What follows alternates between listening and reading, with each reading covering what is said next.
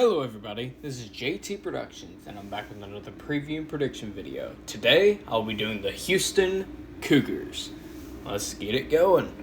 Last season, Houston went 12-2, 8-1 in the American, with their two losses coming against Texas Tech in Week 1 in NRG Stadium, and against Cincinnati in the American Championship.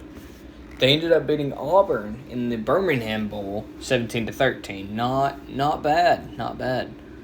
Besides, in the regular season, if you take out the Texas Tech loss, they went 11-0 in the rest of their games. So they're a very competitive team. Not many notable names come to mind when I think of who they lost last year. However, they could have lost a couple of players. So let's take out my notes and see what I got. Houston.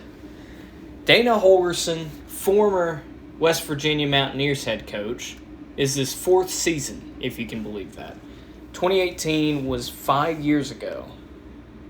Well, technically 4, but you know what I mean. It's been 5 seasons since he's been a head coach at West Virginia. That blows my mind. They retain a lot of pieces from last year, like I said, so they should be pretty much close to how they were.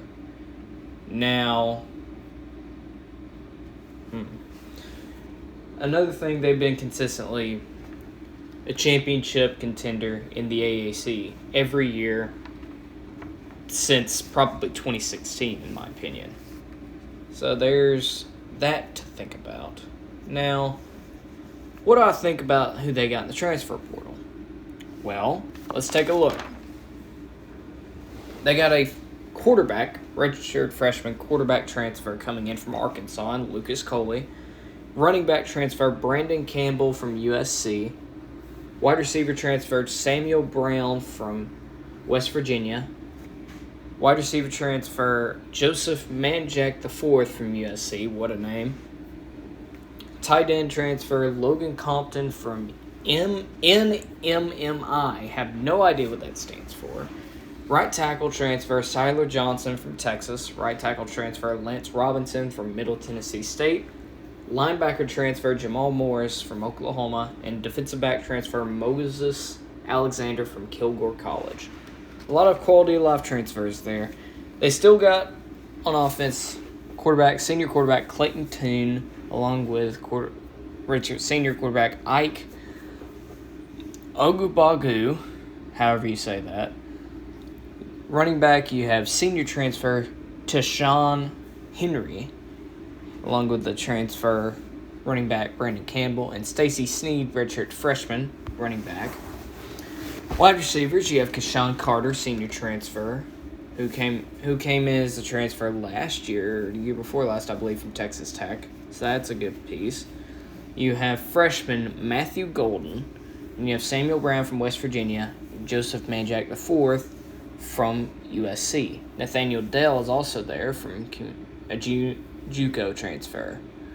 Offensive line, you have some juniors and some sophomores. So decently, they are pretty good.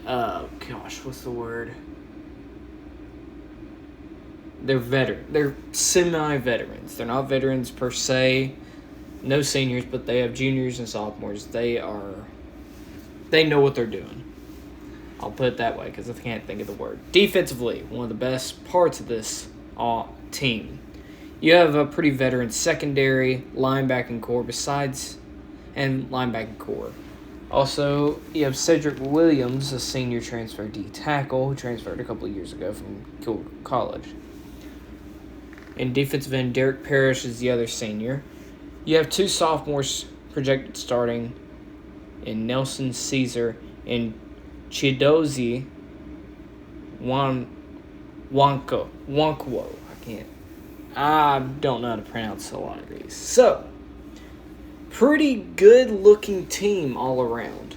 Now, how are they going to do on the field? That's the real question. Well, let's check it out.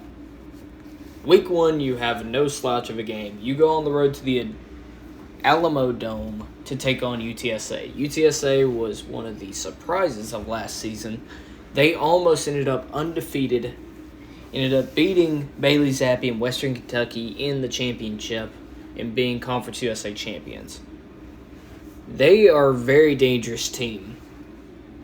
And I think that with it being week 1, I think that some crazy things can happen, and this can be one of them. I think UTSA beats you in the Alamo Dome, and you start out 0-1 before you have to go back on the road. Back-to-back road games in weeks 1 and 2, taking on Texas Tech, the team that beat you last year.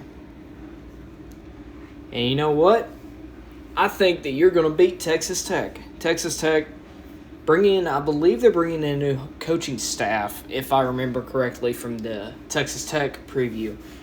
And they have some pieces on their offensive defense, but with your team being under a head coach that's been there a couple of years, is familiar with Texas Tech, being at West Virginia for those years, and played them last year, I think Dana Holgerson is going to get his team ready, and they're going to go to Lubbock and get a win over Texas Tech. So that brings you to 1-1 before you host Kansas. And you'll beat Kansas. Kansas, they're coming up, but they're not on the level of a good Group of 5 team like you. 2-1, then you play Rice. You know what it is, man. You're going to lose to Rice. Obviously joking. Rice, they're a middle-of-the-pack Group of 5 team, maybe a little bit lower than middle of the pack. I mean, you don't need to sleep for this game, or you don't need to sleepwalk through this game, but you're going to beat Rice. So, next, you're 3-1, then you play Tulane. And I think you beat Tulane. Tulane, they're about a step or two behind you when it comes to play in the American. And I think you'll be ready at home especially. So you're 4-1. Then you go on the road to Memphis to take on the Tigers. This is not going to be a slouch of a game. Memphis, they're a good team. I think this could be a close game between Houston and Memphis. This used to be back in between 2016 and 2018. This used to be one of the games that would decide the American. I think you get the win right before your bye week, and you're 5-1. Then coming out of your bye week, you have to go to Annapolis, Maryland, take on Navy. Like I've said for the last 2 previews on UCF and Cincinnati, Navy is a very dangerous team. All the service academies are. They all run the triple option. You do play Navy every year. However, you know what? I'm going to give you the win. I'm going to give you the win against Navy. I'm going to make it audible here. At first, I had you losing to Navy, but then when I brought it to myself that you literally play Navy every year. Now, the other 2 teams like Cincinnati and UCF, they're losing some talent, and they have a coach that has only played Navy once. I think that Houston beats Navy, and at this point, 6-1. Before they play USF at home, and they get the win there. USF, no, they're not a team that's going to be competing with you. Then you have a big road game in Dallas, Texas, taking on Southern Methodist University in Tanner Mordecai. This is going to be a very tough game. This is going to be a game that pretty much decides, in my opinion, probably who goes to the American Championship, if it comes down to that. It could be a game to where you have a rematch later in the season, though. And I think you fall to this one. It's on the road. It's going to be a very tough environment for Houston. I think SMU gets it done.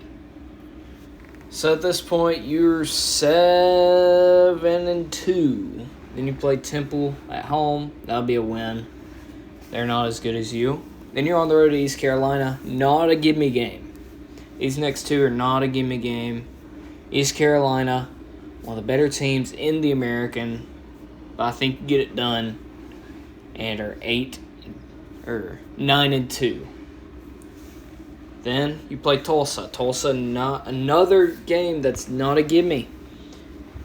If this was on the road at Tulsa, I'd be inclined to give you a loss. But since it's at home and you have that home environment, I'm going to give it to you. This is a neck-and-neck game, though. I would not be surprised if they lost here. So there you have it. After an audible in the middle of the schedule, I have Houston going 10-2. One more loss than they had last year, but pretty much the same when it comes down to conference record. They had one conference loss, and that was in the conference championship last year. And they had one regular season win, which was against Texas Tech. You got revenge on Texas Tech, lost to UTSA, and then lost to SMU. So there you have it. Houston at 10-2. Hope y'all enjoyed. I have many others to come. Hope to finish this series by kickoff of week 0. So, hope y'all have a great day, and go Dogs.